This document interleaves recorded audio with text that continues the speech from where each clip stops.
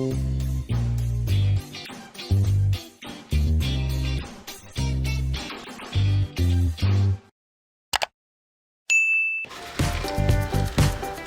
கிலோவுக்கு இந்த மாதிரி வீட்டில் இருக்கும்போது இப்படி கை பிடிச்சிட்டிங்கன்னா கரெக்டாக வரும். ஓகே.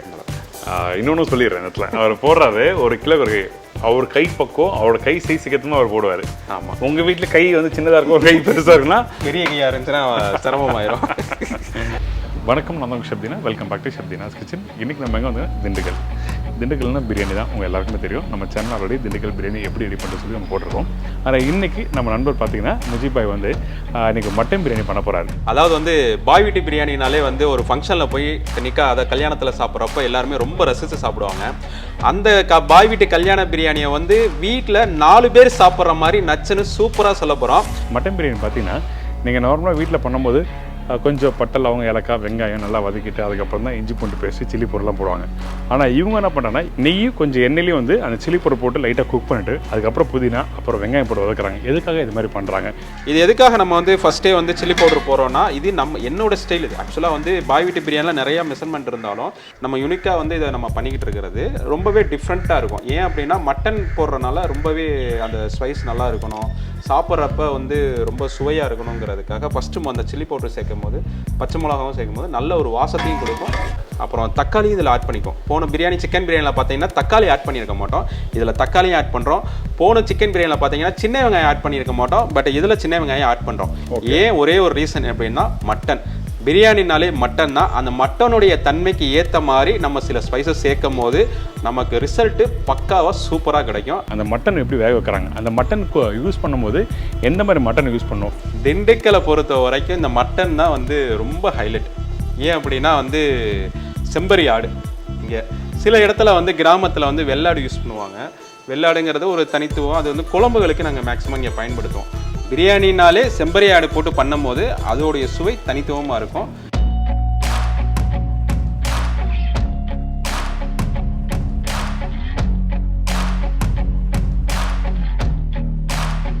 ஸோ கண்டிப்பாக இன்ட்ரெஸ்டிங்காக இருக்கும். நீங்கள் ரெகுலராக பண்ணுற மெத்தட் இருக்கா நினைக்கிறேன், ரைட்டா? கண்டிப்பாக இது ஒரு டிஃப்ரெண்ட். நீங்கள் பார்க்கும்போது ஒரு டிஃப்ரெண்ட் இருக்கும் அந்த பிரியாணியில்.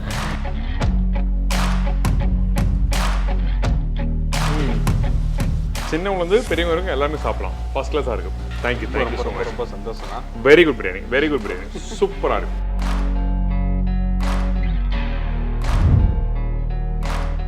வணக்கம். வணக்கண்ணா, எப்படி இருக்கீங்க பாய்? சூப்பராக இருக்கும். நீங்கள் எப்படி இருக்கீங்க? ரொம்ப நல்லா இருக்கேன். இப்போ நம்ம எப்படி பண்ண போகிறோம் இந்த மட்டன் பிரியாணி? ஒரு 4 பேர் சாப்பிட்ற மாதிரி எப்படி பண்ணுறங்கிறத நம்ம ஒரு ஸ்டெப் பை ஸ்டெப்பாக பார்த்துருவோம். அதில் இந்த பிரியாணி பண்ணுறதுக்கு தேவையான பொருட்கள் சொல்லிடுறீங்களா? கண்டிப்பாக. 1 கிலோ அரிசிக்கு 1.5 கிலோ கறி நம்ம எடுத்துருக்கோம். இப்போ பல்லாரி 2, சின்ன வெங்காயம் 200 கிராம், தக்காளி ஒரே ஒரு பழம், பெரிய பழமாக இருந்தால் 1, சின்ன பழமாக இருந்தால் 2, பூண்டு 150 கிராம், இஞ்சி 150 கிராம், மிளகாய் தூள் 10 கிராம், பச்சை மிளகா ஒரு 4 பீஸ், புதினா தலை கொஞ்சம், மல்லித்தலை கொஞ்சம், பட்டை ஏலக்காய் கிராம், பட்டை 10 கிராம், ஏலக்காய் 5 கிராம், கிராம் ஒரு 3 கிராம், அன்னாச்சி பூ 2, எலுமிச்சம்பழம் அரைப்பழம், தயிர் 100 ml, உப்பு தேவையான அளவு, 200 கிராம் நெய், 100 கிராம் ஆயில். இப்போ நம்ம ஃபர்ஸ்ட் நம்ம என்ன பண்ண போகிறோம்? இப்போ நம்ம ஆயில் சேர்த்துக்கலாண்ணே. நெய்யும் ஆயிலும் நம்ம மிக்ஸ் பண்ணி எடுத்து வச்சுருக்கோம், அந்த இதை சேர்த்துக்கலாம். சரி. இப்போ இந்த இதில் நம்ம எடுத்தோன்னு நெய் போட்டோம். ஆமாம். என்ன காரணம்? அது அந்த மசாலா எல்லாமே வந்து இந்த நெய்யில் ரோஸ்டட் ஆகும்போது தான் வந்து அந்த பிரியாணியோடைய பக்குவமே வந்து ரொம்ப அருமையாக டேஸ்ட்டாக நமக்கு கிடைக்கும். மெயினாக அதனால தான் வந்து திண்டுக்கலை பொறுத்த வரைக்குமே வந்து நெய்யோடைய தன்மை அதிகமாக இருக்கும், ஆயில் வந்து கம்மியாக இருக்கும். அப்பா, ஆனால் எவ்வளோ விஷயங்கள். அதுக்கு தான் நெய். ஆமாம், நெய்யை இப்போ ஊற்றினோம், நல்லா வாசமாக இருக்குது. இப்போ வந்து மிளகாத்தூள் போடும்போது அது ஒரு வாசமாக இருக்கும். எல்லாம் ஒன்றா சேர்ந்து ஃபைனலாக அந்த மட்டனை போட்டு நம்ம இறக்கி பிரியாணியை சாப்பிடும் போது தான் வேற மாதிரி இருக்கும், சூப்பராக இருக்கும். இப்போ நம்ம நெய்யை ஊற்றிட்டோம், இதில் வந்து சில்லி பவுடர் நம்ம ஆட் பண்ணிக்கலாம். இப்போ டேரக்டாக சில்லி பவுடர் போட்டோமா? இல்லை அந்த பட்டை அவங்க ஏலக்காய் அப்படி போடுறதுலாம் இல்லையா? இதுக்கு தேவையில்லை. இந்த இதுக்கு தேவையில்லை. நம்ம வந்து சில்லி பவுடர் டைரெக்டாக ஆட் பண்ண போகிறோம். ஆட் பண்ணதுக்கப்புறம் ஆனியன், ஓகே, வெட்டி வச்சிருக்க ஆனியனை எடுத்து நம்ம இது பண்ணிக்கலாம்.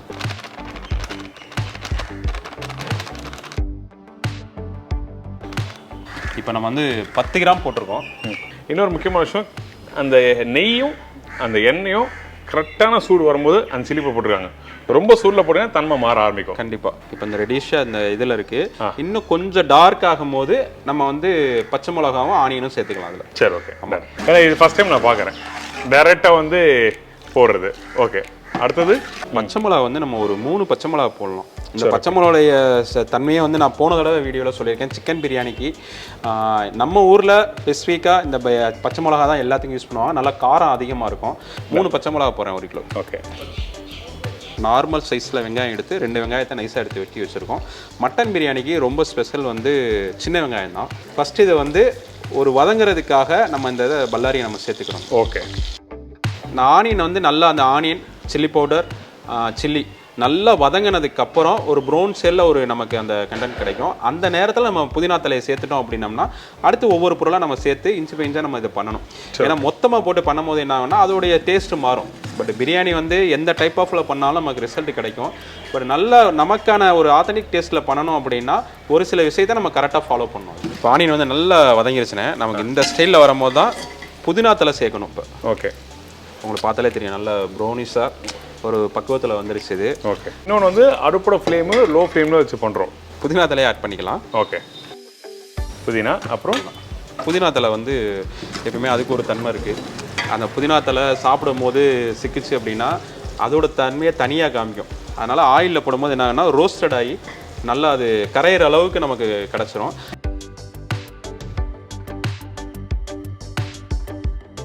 இது நல்லா வதங்கிடுச்சுன்னா இப்போ மல்லித்தலை நம்ம ஆட் பண்ணிக்கலாம். ஓகே.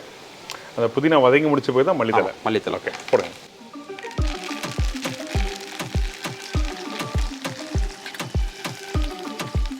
இப்போ மல்லித்தலை போட்டாச்சு. மல்லித்தலை உடனே நமக்கு இதாயிரும். அதனால் இப்போ என்னென்னா இந்த பக்குவத்தில் நம்ம வந்து சின்ன வெங்காயம் எடுத்து வச்சுருக்கோம். ரொம்ப நைஸாக ஆட்டாமல் இடித்த மாதிரி. ஏன்னா அந்த காலத்தில் வந்து பிரியாணி வந்து ஃபார்முலாக அம்மியில் ஆட்டுவாங்க, இல்லை உரலில் போட்டு ஆட்டுவாங்க. அந்த மாதிரி பக்குவத்தில் தான் பண்ணிகிட்டு இருக்காங்க. இப்போ நமக்கு மிக்சிலாம் எல்லாம் கையில் ஈஸியாக வேலை இருக்கனால ஒரு 2 ரவுண்டு சும்மா பின்னா ரிவேட் சுற்றினோம்னா இந்த மாதிரி பக்குவத்தில் கிடச்சிடும் நமக்கு. உண்மையாக வந்து அந்த வாசனை நல்லா வருது. ஆமாம். அந்த நெய், அந்த புதினா, கொத்தமல்லி, அதுக்கப்புறம் அந்த வெங்காயம், அந்த மிளகாத்தூள், ஒரு டிஃப்ரெண்டான வாசனை. எப்போ நம்ம வந்து இந்த நீங்கள் அந்த மசாலா அரைச்சி போடுவீங்களே அது எப்போ பண்ண போகிறோம்? அது இப்போ பண்ணிடலாண்ணா. ஏன்னா இப்போ இது போடும்போதே ஃபைனல் டச் நம்ம அந்த மசாலா போட்டு தான் மட்டன் போடுவோம். வெங்காயம் போட்டிருக்கேன், இஞ்சி பூண்டு பேஸ்ட் ஆட் பண்ணினதுக்கப்புறம் நம்ம அதை அரைச்சிடலாம். போட்டுடலாம். அடுத்தது பூண்டு ஆட் பண்ணிட்டோன்னா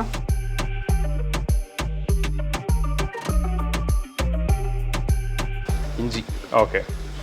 செரிமான சக்திக்கு வந்து மெயினாக வந்து இஞ்சிங்கிறது ரொம்ப இம்பார்ட்டண்டாக இருக்குது. அதனால் வந்து மட்டன் பிரியாணியை பொறுத்த வரைக்குமே அந்த ரேஷியோ வந்து கரெக்டாக சேர்க்கணும். என்னென்னா பூண்டு எந்த அளவுக்கு போடுறோமோ அதே அளவு இஞ்சியும் சேர்த்தா தான் நமக்கு செரிமானத்தன்மையாக இருக்கட்டும் ப்ளஸ் அதோடைய குக்கிங்காக இருக்கட்டும் சீக்கிரம் நமக்கு வந்து. ஓகே. ஆனால் அந்த மசாலா வதங்க பார்த்தீங்கன்னா அந்த ஒரு இந்த இஞ்சி பூண்டு பேஸ்ட்லாம் போடும்போது அது ஒரு மசாலா மாதிரி கெட்டித்தன்மை வந்துருச்சு. கண்டிப்பாக இந்த இஞ்சி பூண்டையும் போட்டுட்டோம் அப்படின்னா உள்ளே வந்து ஆயிலில் மிக்ஸ் பண்ணிட்டோம் அப்படின்னா அது அப்படியே லைட்டாக உட்கார ஆரம்பிக்கும். இந்த டைமில் தக்காளியும் தயிரையும் நம்ம ஆட் பண்ணிக்கணும். ஏன் அப்படின்னா அதை பிடிக்காம இருக்கிறதுக்கு இதுதான் பேலன்ஸ் பண்ணும். அது நீர் உள்ளது. ஆமாம். அந்த தக்காளி நீர் அதிகமாக இருக்கும். கண்டிப்பாக. அப்போ அடி பிடிக்காமல் கொஞ்சம் பேலன்ஸ் நமக்கு பேலன்ஸ் பண்ணி கொடுக்கும் அது. அதனால் இன்னும் கொஞ்சம் நல்லா வதக்கிறதுக்கு நமக்கு ரொம்ப ஈஸியாக யூஸ்ஃபுல்லாக இருக்கும். சரி ஓகே டன். இப்போ தக்காளி போட்டோம், தயிர் ஆட் பண்ணிக்கலாம். சரி. இன்னொரு விஷயம், இந்த தக்காளி வந்து கடைசியாக போடுறாங்க, என்ன காரணம்? இந்த ஆல்மோஸ்ட் வந்து சிக்கன் பிரியாணிக்கு தக்காளி யூஸ் பண்ணவே மாட்டோம். ஏன் அப்படின்னா அது குயிக் ப்ராசஸ். அது தக்காளி வந்து கரையிறதுக்கு நமக்கு ரொம்ப டைம் எடுக்கும். அந்த டைம் ஏன் அது இதில் பேலன்ஸ் பண்ணுது அப்படின்னா இப்போ எல்லாம் போட்டதுக்கப்புறம் மட்டனை உள்ளே போடுவோம். மட்டன் வேகிறதுக்கே நமக்கு குறைஞ்சது வந்து ஒரு 1/2 hour நமக்கு தேவைப்படும். அப்படிங்கும் போது டோட்டலாக இந்த இருக்கிற மசால் எல்லாமே வந்து நமக்கு கரைஞ்சி நமக்கு தேவையான கண்டென்ட்டை கொடுத்துரும். அது ஓகே. இப்போ எல்லாம் தயிர்லாம் ஊற்றி இதை பிடிக்காத அளவுக்கு நம்ம இந்த இதை ரெடி பண்ணிட்டோம். இப்போ எடுத்து வச்சிருக்க மசாலா நம்ம அரைச்சி இதை போட்டோம். ஓகே. அதாவது ஸ்லோ ஃப்ளேமில் வந்துட்டு இருக்கு இந்த இடத்துல. இப்போ அந்த மசாலா அரைக்கிறதுக்கு எனக்கு இந்த தட்டில் அப்படியே எடுத்து வைக்கிறீங்களா? வைக்கிறேன். இப்போ 10 கிராம் பட்டை எடுத்துருக்கோன்னா இதில் இன்னொன்று இருக்குது. அவங்களால இதை பேலன்ஸ் பண்ண முடியல பிடிச்சிரும் அப்படின்னு ஃபீல் பண்ணாங்கன்னா முன்னாடியே அரைச்சி வச்சு கூட அவங்க எடுத்து வச்சுட்டு ஃபைனல் ஸ்டேஜில் அப்படியே கண்டினியூ பண்ணிக்கலாம். சரி ஓகே. இதில் 5 கிராம் இப்போ பட்டை எடுத்து வச்சுருக்கோம், அதில் பாதி ஏலக்காய் எடுத்து வச்சுருக்கோம், இதில் பாதி கிராம் எடுத்து வச்சுருக்கோம். சரி ஓகே. ஸோ இது வந்து நம்ம அரைக்க போகிறோம். ஆமாம். இதில் அன்னாசி பொருள் சேர்த்துக்கலாம். அன்னாசி பூ.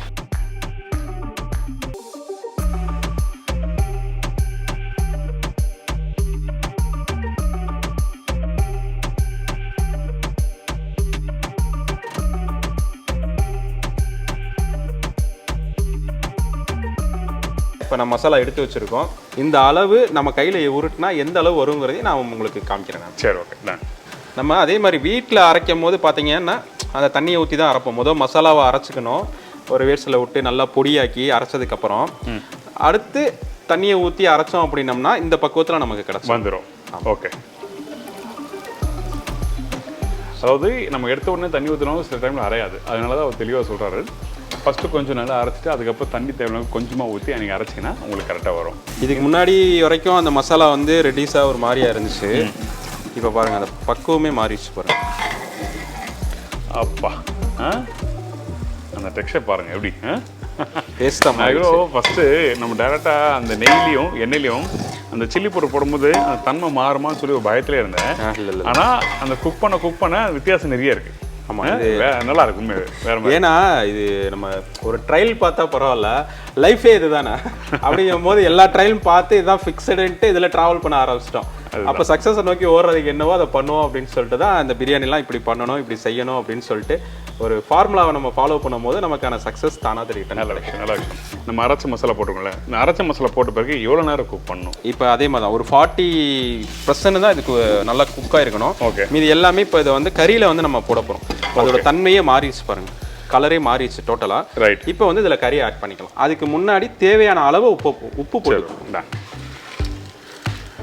ஒரு கிலோவுக்கு இந்த மாதிரி வீட்டில் இருக்கும்போது இப்படி கை பிடிச்சிட்டிங்கன்னா கரெக்டாக வரும். ஓகே. இன்னொன்று சொல்லிடுறேன் இடத்துல, அவர் போடுறாரு 1 கிலோ அவர் கை பக்கம் அவரோட கை சைஸுக்கு அவர் போடுவார். ஆமாம். உங்கள் வீட்டில் கை வந்து சின்னதாக இருக்கும், கை பெருசாக இருக்குன்னா அப்போ அதிகமாகிடும், அதுக்கேற்ற போட்டுக்கலாம். ஏன்னா கொஸ்டினில் கேட்பாங்க, சார் நீங்கள் சொன்ன ஒரு கைப்பிடி போட்டு வந்துடுவாங்க. பெரிய கையாக இருந்துச்சுன்னா சிரமமாயிரும். நமக்கு தேவையானது ரெடி ஆயிடுச்சு. ஓகே. மட்டன் போடுறோமா? ஆமாம். இந்த கொழுப்புலாம் நம்ம எடுத்திருப்போம் மேக்ஸிமம். இந்த கொழுப்புலாம் எதுக்காக நம்ம எடுத்திருக்கோம் அப்படின்னா, ஸ்ட்ரெச்சர் நல்லா வந்து அந்த பிரியாணியோடைய ஃபார்முலாவை நல்லா சூப்பராக லாஸ்ட் வரைக்குமே வந்து அந்த பிசுபிசுப்பு தன்மையோடு கொடுக்கும். அந்த பிசுபிசு தன்மைக்காக சில பேர் என்ன பண்ணுவாங்க, டால்டா இந்த மாதிரி இதெல்லாம் யூஸ் பண்ணுவாங்க, ஆயில் அதிகமாக யூஸ் பண்ணிடுவாங்க. அப்போ நம்ம கரெக்டான மெஷர்மெண்ட்டில் நெய் ஆயில் எல்லாமே ஆட் பண்ணிட்டு இந்த கொழுப்பு சேர்க்கும் போது என்னாகும் அப்படின்னா, இந்த பிரியாணி ஆறி போனாலும் ரொம்ப சுவையாக சூப்பராக கொடுக்கும். இன்னொன்று அந்த ஈரத்தன்மை இருந்துகிட்டே இருக்கும். கண்டிப்பாக இருக்கும். அதுக்காக தான் அந்த கொழுப்பை வந்து சேர்க்கறது. சில பேர் அந்த பிரியாணியில் வந்து சாதம் நம்ம பிரியாணி மதியானம் பண்ண நைட்டு வேற ஆயிடுச்சு, கொஞ்சம் ஒரு மாதிரி ட்ரையாக நம்ம இருக்கு சாப்பிட முடியல சொல்லுவாங்கல்ல. ஆமாம். அது காரணம் இந்த மாதிரி அந்த மீட்டில் இருக்க அந்த ஃபேட்டை நீங்கள் யூஸ் பண்ணலாம். மட்டன் அது எப்படி வேகிறதுக்கு ஒரு 1/2 hour நமக்கு டைம் எடுக்கும். அது வரைக்கும் நம்ம அடுத்த ப்ராசஸ் அரிசியை ஊற வைக்கிறது இதெல்லாம். இதில் மெயின் இப்போ என்ன அப்படின்னா, இந்த மட்டன் வேக வைக்கிறப்பயே நம்ம அரிசியை வந்து எடுத்து ஊற வச்சிடணும். ஓகே. ஒரு 20 minutes அந்த சீரக சம்பா அரிசி ஊறிச்சு அப்படின்னா நமக்கு ரிசல்ட் நல்லா கிடைக்கும். அதை போட்ட உடனே அந்த கறியை போட்ட உடனே இந்த இடத்துல பார்த்தீங்கன்னா அந்த மசாலா வந்து கரெக்டாக சேர்ந்த மாதிரி இருக்குது. அதிகமான மசாலாவும் இல்லை, அதிகமான மீட்டும் இல்லை, கரெக்டாக நல்லா. அதுதான் மெஷர்மெண்ட்டு வந்து ரொம்ப இம்பார்ட்டன்ட். அந்த தண்ணி இப்போ லைட்டாக அந்த கறியில் உள்ள தண்ணிலாம் வந்து நமக்கு வந்துருச்சு. இப்போ எடுத்து வச்சிருக்க அளவு தண்ணியில் ஒரு பாதி தண்ணி நம்ம ஊற்றிக்கலாம் இந்த கறி வேக வைக்கிறதுக்காக. சரி, ஓகே.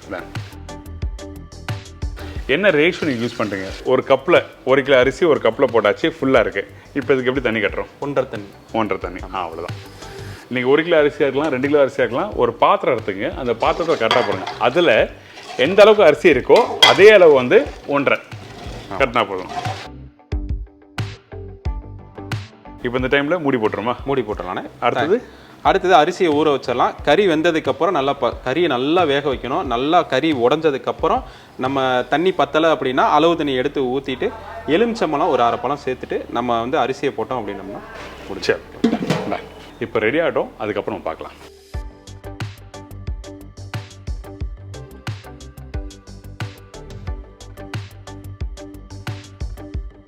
1/2 மணி நேரம் ஆயிடுச்சுன்னா கறி நல்லா வெந்துருச்சு. எப்படி வெந்திருக்குங்கிறத பார்த்துட்டு நம்ம அளவு தண்ணி எடுத்து வச்சுருக்க ஊற்றிடும். சரி, காட்டுங்களேன். மட்டன் வந்து பார்த்தீங்கன்னா நான் ஃபஸ்ட்டே பார்த்துட்டேன். இப்போ உங்களுக்கு காமிக்கிறேன் பாருங்கள். அந்த மசாலா கொதிக்க அந்த கெட்டியான தன்மை வந்துடுச்சு. அதுக்கப்புறம் பார்த்தீங்கன்னா ஒரு தொக்கு மாதிரி. ஆமாம், கெட்டியாகிடுச்சு. கலர் பார்த்தீங்களா எப்படி இருக்குன்ட்டு? அந்த டார்க் ப்ரௌன் ப்ளஸ் அந்த ஆரஞ்சும் மிக்ஸ் பண்ண மாதிரி தண்ணி ஊற்றும் போது கலர் மாதிரி சாப்பாடு வந்து நம்ம என்ன டேஸ்ட்டில் எதிர்பார்த்து அந்த கலர் இருக்கோ அந்த கலர் வந்துடும். நம்ம அந்த மட்டன் காமிக்கிறீங்களா? அப்பா நல்லா சாஃப்டாக மெதுமெதுன்னு ஆயிடுச்சு.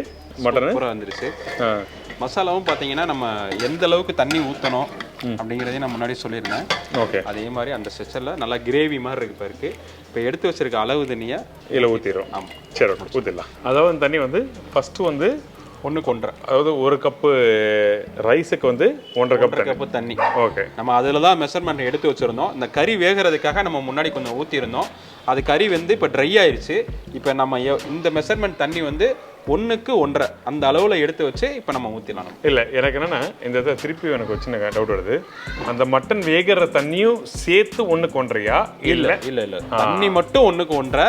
இதில் மசாலா ஆல்ரெடி இருக்குது. இப்போ இது வந்து அறதுக்கு நமக்கு கணக்காயிரும். தண்ணி வந்து நம்ம எந்த டப்பாவில் அரிசி எடுக்கிறோமோ அதில் 1 டப்பா அரிசிக்கு 1.5 டப்பா தண்ணி. அதாவது மட்டன் வெந்த பிறகு ரைட்டா? கரெக்ட். ஏன்னா சில பேர் வந்து கொஞ்சம் என்ன இது 1க்கு 1.5 சொன்னா மட்டன் வெந்த தண்ணியை வந்து திருப்பி இல்லைன்னு சொல்லி டவுட் வந்து அதை பார்த்தோம்ல. நம்ம இந்த வீடியோவில் பார்த்தீங்கன்னாலே தெரியும், ட்ரையில் இருக்குது இப்போ மசாலா. ஓகே. அதாவது அந்த மட்டன் வேக வைக்கிறதுக்கு தேவையான கொஞ்சமாக தண்ணி ஊற்றி அதை நல்லா வேக வச்சிட்டோம். இந்த மசாலா அது மாதிரி கிட்டே பக்கம் வந்த பிறகு திருப்பியும் 1க்கு 1.5 தண்ணி ரைஸுக்கு கட்டுறோம். ஆமாம், சரி, ஓகே. ஆட் பண்ணிக்கலாமா? ஊற்றிடலாம்.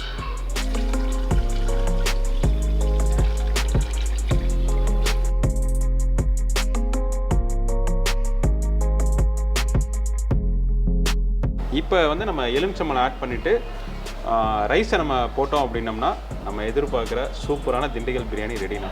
சரி, ஓகே. இந்த எலுமிச்சம்பழம் சாறு வந்து என்ன காரணம் கடைசியாக யூஸ் பண்ணுறதுக்கு? கரெக்ட். இப்போ இதில் புளிப்புக்காக வந்து இந்த மட்டன் டைப் ஆஃப் பிரியாணியில் வந்து 3 வகை சேருது. தக்காளி ஊற்றிருக்கோம், இப்போ தயிர் ஊற்றிருக்கோம், இப்போ லாஸ்ட்டாக வந்து எலுமிச்சம்பழமும் நம்ம இதில் ஆட் பண்ணுறோம். எலுமிச்சம்பழம் எதுக்காக லாஸ்ட் டைம் நம்ம பயன்படுத்துகிறோம் அப்படின்னா, ஃபைனலாக ஊற்றுறோம் அப்படின்னா சாப்பாடு வந்து ஒன்றோட ஒன்று ஒட்டாமல் ரொம்ப உதிரியாக இருக்கும். அதனால லாஸ்ட்டாக தண்ணி கொதிக்கும் போது அந்த எலுமிச்சம்பழத்தை நம்ம ஆட் பண்ணிக்கிறோம். அது என்ன, அந்த புளிப்பு தன்மை ஷார்ப்பாக தெரியும், ஷார்ப்பாகவும் இருக்கும், அந்த டேஸ்ட் நல்லா இருக்கும். இந்த விஷயம் நான் நிறைய இடத்துல கேட்டிருக்கேன். பட் இருந்தாலும் இவரோட எக்ஸ்பீரியன்ஸில் என்ன சொல்கிறாங்க கேட்கலாம் தான். எல்லாமே நம்ம ஆல்மோஸ்ட் எல்லாம் முடிஞ்சுன்னா ஓகே. தண்ணி நல்லா கொதிச்சிருச்சு. தண்ணியை நல்லா கொதிக்க விடும்போது என்ன ஆகும் அப்படின்னா அந்த பச்சைத்தன்மை போய் நமக்கு வந்து கரெக்டான பதத்தில் இப்போ இருக்குது. இப்போ நம்ம அரிசியை வந்து போட்டுடுறோம். சரி, அதாவது இந்த அரிசி வந்து ஒரு 20 நிமிஷம் ஊற வச்ச அரிசியை நம்ம போடுறோம். ஆமாம், ஓகே. 20 நிமிஷம் நல்லா ஊறிடுச்சு அரிசி. ஓகே. பக்கமே சூப்பராக இருக்கு. ஓகே.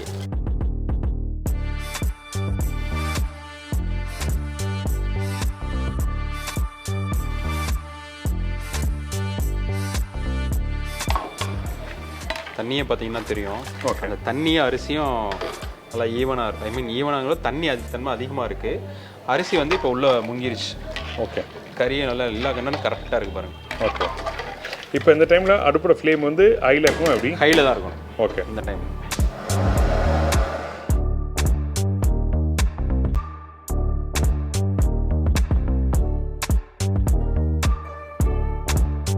இப்போ தண்ணி நல்லா கொஞ்சம் கொதிச்சு வந்த மாதிரி லோ ஃப்ளேமில் வச்சுருக்கேன் நான். ஓகே. இப்போ பாருங்கள் பக்குவம் எப்படி வந்துருச்சு. கிட்டத்தட்ட நமக்கு சாப்பாடு ரெடி தம் போகிற பதத்துக்கு வந்துருச்சு. ஓகே.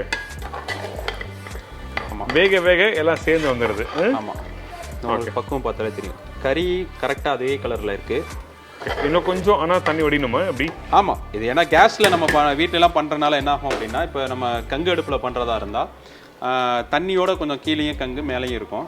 பட் இது கேஸ் அடுப்பில் பண்ணுறதுனால எப்படி பண்ணுறோம் அப்படின்னா, நல்லா கொஞ்சம் முடிஞ்ச அளவுக்கு ட்ரை பண்ணிவிட்டு 90% ட்ரை பண்ணிவிட்டு அந்த 10% மட்டும் மேலே தம் போட்டு ஒரு 20 மினிட்ஸ் விட்டுட்டோம் அப்படின்னம்னா சூப்பராக தம் கட் ஆகிடும். சரி, ஓகே, டன் டன். அதாவது அந்த தம்லேயே வந்து 2 வித்தியாசம் சொல்கிறா பார்த்தீங்களா.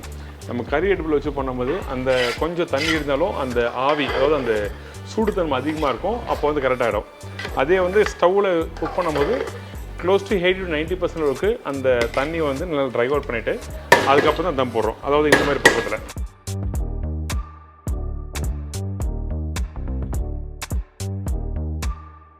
சூப்பராக இதாகிடுச்சுன்னா இப்போ தம் போடுறதா நம்ம தம் போட்டலாமா? சரி, ஓகே, டன். அப்பா அவ்வளோதான். தலை தலைன்னு இருக்குது. இப்போது மூடி தம் போடுறோம்ல, இப்போ தம் போடுறதுக்கு எவ்வளோ நேரம் ஆகும்? 20 நிமிஷம் தான். 20 நிமிஷம் நம்ம அந்த தம் போட்டோம் அப்படின்னம்னா தான் அப்போ தான் கரெக்டாக இருக்கும். அதுக்கு இடையில நம்ம ஒரு 15 மினிட்ஸில் எடுத்தாலுமே நமக்கு வந்து அந்த கரெக்டான பக்குவம் கிடைக்காது. நம்ம வந்து 20 மினிட்ஸ் போட்டால் தான் அந்த தண்ணி, சோறோட பக்குவம், கறியோட இது எல்லாமே பர்ஃபெக்டாக நமக்கு வந்து இப்போ நம்ம என்ன எதிர்பார்க்குறோமோ அந்த மெஷர்மெண்ட்டில் நமக்கு வந்து இந்த சாப்பாடுக்கு உணவு பிரியாணி கிடைக்கும். ரெடி ஆகிடும். அப்புறம் பார்க்கலாம். சூப்பர், பார்ப்போம். 20 மினிட்ஸ் தம் போட்டுருவோம்.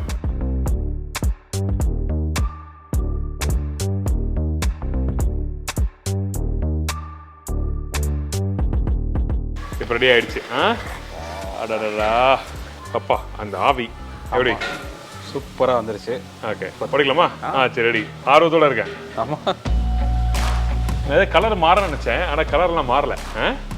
இந்த இடத்துல அந்த சாதத்தோட கலர் பாருங்க. அடடா, பிரமாதம் பிரமாதம்.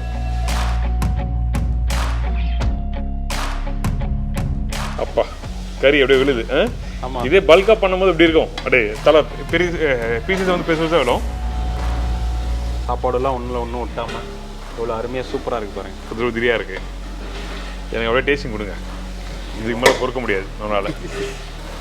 அப்படியே கீழ் சோறு, எப்பவுமே கீழ் சோறு வந்து ஒரு தனி டேஸ்ட்டில், அதனால தான் பெரட்டி விட்டேன் நான். ஃபஸ்ட்டு வந்து அந்த சில்லி பவுடர்லாம் போடும்போது வந்து எனக்கு கொஞ்சம் கலர் கொஞ்சம் டார்க்காக வருமானு டவுட் இருந்தது. இப்போ அந்த அரைச்சி வச்சிருக்க அந்த மசாலா போட்ட பிறகு இன்னும் சூப்பராக இருக்குது. ஆமாம் ஆமாம், சாப்பிட்டு சொல்லுங்க எப்படின்ட்டு. அப்போ தான் அந்த திண்டுக்கல் பிரியாணியுடைய இன்னொரு ரகசியத்தையே சொல்லிடலாம் நம்ம.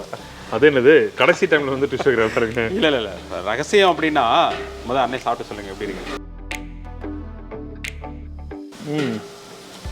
எப்படிண்ணா இருக்கு?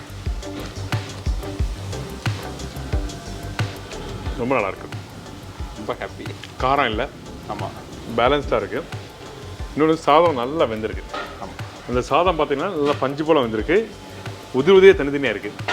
அதே டைமில் இந்த மட்டன் பாருங்கள்,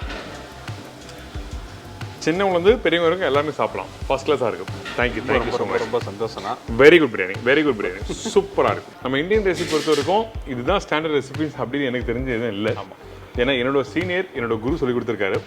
அந்த மாதிரி தான் ஒரு ஊருக்கும் சாம்பார் வந்து ஒரு கைப்பக்குவம், கண்டிப்பாக பிரியாணி ஒரு கைப்பக்குவம், ஒருத்தரோட எக்ஸ்பீரியன்ஸ் வேறு மாதிரி. இந்த மாதிரி தான் இன்னைக்கு வந்து ஒரு எக்ஸலண்டான ஒரு பிரியாணி எனக்கு சொல்லி கொடுத்துருக்காரு. நன்றி பாய், தேங்க்யூ. ரொம்ப ரொம்ப சந்தோஷம்னா.